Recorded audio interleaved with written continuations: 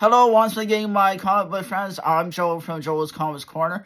So, in this journey video, I'm going to showcase some of my favorite slabs, and I'm going to tell you why I slab comics and what comics I think is good for slabbing. Because I up until 2020, I did not have any slabs. It was just in this short 4 years I've been doing been sending comments in to be slabbing, and I've been buying some slabs off my local Facebook marketplace, but mostly they've all come from my own collection because I feel there's certain comments that should be saved and all of that. And we're gonna do some facts about slabbing, and we'll have fun talking about slabs. So first one I want to showcase for you guys is Amazing Spider-Man issue 1, done by Patrick Gleason. It is a variant cover. And did you know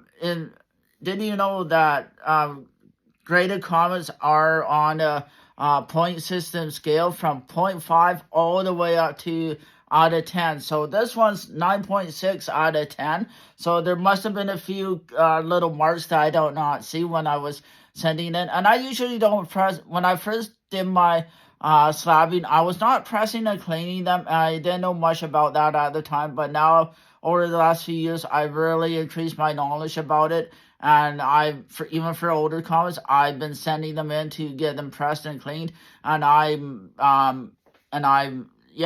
just want to try and preserve the comic the best I can and get the best condition out of them, because that's why you press and clean the comics, because it is the way. For this next one I'm showcasing is the She-Hulk Volume 2, number 1.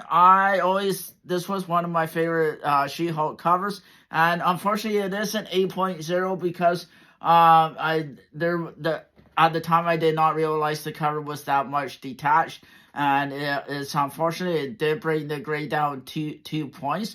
And it's in the green label because because the cover is attached. So it is what it is, but I still got to preserve. It's not going anywhere. It's nice. And yeah, it's just something fun. So did you know that there are different labels for CGC and for CBCS? I do CGC because that's what my comic book shop goes with. CBCS is not mainstream for comic book shops. Most comic shops are authorized CGC ones only, so that's what I go with. So, and yes, because if there's something, like if it's signed, or if there's a cover detached, or if there's something, it will be a green label. Blue labels are just regular covers. And this is X-Men number 4, first appearance of Omega Red. So when there's a first appearance in the cover, you should definitely get it graded. So this is a 9.4 out of 10. So it's just it is what it is. Again, I did not have this press and clean, which I probably should have, and it would probably been a 9.8 or even maybe a 99 if you can get. But 9.9s are really rare, and 10 out of 10s are really rare. That means they're coming right off the shelf and right to the from the, like, there's no hands touching the comic. It's coming right into the box where you're sending it to, and it's going right off to grading. I do have a lot of 9.8s, which I'm happy about, but I wish I could get a comment that's 9.9 or 9.10, and that 1 point or 2 points does make a difference. So, yes. So, fact number 3: did you know they are in the plastic case? Because that's the way to preserve them. Well, not all cases are the same, but CGC does a good job with their cases. People have cracked them before, but I think they're kind of tougher than what they make people make them out to be. They really have to be severely damaged. So yes, this is another green label because, as you can see, there's a signature on it. I did get it signed by the comic book artist who came to my comic book shop. Unfortunately, I wasn't able to join, and but my wife was able to get it signed for me, and now I ended up getting it great. But it did come out as a 9.8 because it was a new comic at the time. It is a couple years old now, 3 years old now. It's 2021, but I thought this was a fantastic cover, and what makes it I think a little more, going to be a little more valuable besides the signature. It's variant edition, so to me that helps it even better. So just something really cool, fun to showcase. I do have slab walls, as you guys seen in the past on my in previous videos. I don't always show them. I should have showed them in this video, but it's not a true comic corner if I'm not actually in my comic corner. So fact number 4, did you know comics that have been professionally graded often do command higher money than versus Raws? Like Spawn number 1 here, it goes anywhere from $20 and up. This is probably a $60 to $80 comic, even though it is a green cover, but it is a newsstand edition, which is really nice, but it is missing the poster, which brings the grade down because it does have a couple staple indents, so it makes it as a 8.0. So, but it is the first appearance of Spawn, so as Spawn's really hot, so it also depends on the character, what's really hot, what's really what is not, and just stuff like that. So it's just something really cool. I am a huge Spawn fan, and I would have sent this in no matter what. It is in one of my first really batches of comics. Like I do send in some of my favorite comics and ones that I think will be valuable and all of that.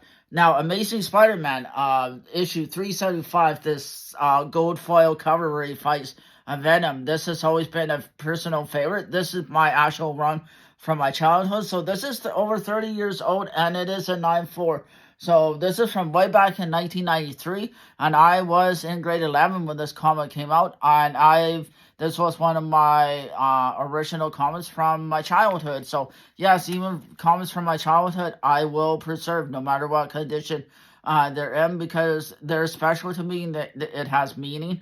And I've always loved foils, and I've always loved this comic. I should have had it pressed. I'm mad about that because I just thought it was a higher grade. I was hoping it'd be a 9.8 or even 9.6, but it ended up being 9.4. Unfortunately, I don't have the notes anymore, but still, I'm just really happy I have it, and I was able to preserve it. So this one I bought off one of my online people that I buy sometimes, and it was on sale throughout the Christmas Christmas sales. So I paid $40 for it. It is Fantastic Four Annual 14. I have a raw copy of this. Now the raw copies go for about $5 or so. So this is from 1979, which is kind of cool. It's a Bronze Age comic, and it's a 92. So that's probably why it was a little bit cheaper, because it's a 92. But I bet if it was a 9.4 or even 9.6, I would have had to pay a lot more, and I don't know if I would have, because those points definitely do make a difference. So Amazing Spider-Man number 1, again from that first one, the same run from that first one that I showed you, just a different cover with Mary Jane as Spider-Man. I thought this was a cool cover. This is from 2022. Again, this was one of my favorite covers, and it's a 9.6, which I thought it was a 9.8, but you live and learn, and it is just something really cool, but it is a variant, which is why I had it graded. And like I say, I thought it was a good cover at the time to have, and it's probably about $60 to $80 book instead of like a $10 book. So I'm okay with that. And last one I want to show you guys is Amazing Spider-Man number 307. From all the way back from 1989. I don't know why I always like this cover too. Is the Chamberlain on and it's issue 307. This is from volume 1. So again, this was one of my original copies from the Amazing Spider-Man growing up, and it's an 8.5 because I didn't have it pressed. But older ones you should get pressed. I wasn't thinking at the time about this because it was during COVID and all of that, but still 8.5 is not bad for how old this comic is. So yes, there's some of my favorite comic slabs that I got for over time in the last few years. I do like slabbing. I got another 7 in right now for slabbing. It's going to take a while for them to come back, but I can't wait for them to do so. We'll just have fun, talk about slabs. Remember, send in what you want. There's certain covers that should be sent in and certain covers that should not. So we all like different things, and we collect what we want. So remember to tag and follow me on all social media. We're going to have fun, talk about slabs in this video, and leave a comment. I always appreciate the comments you guys leave as well. Thank you, everybody.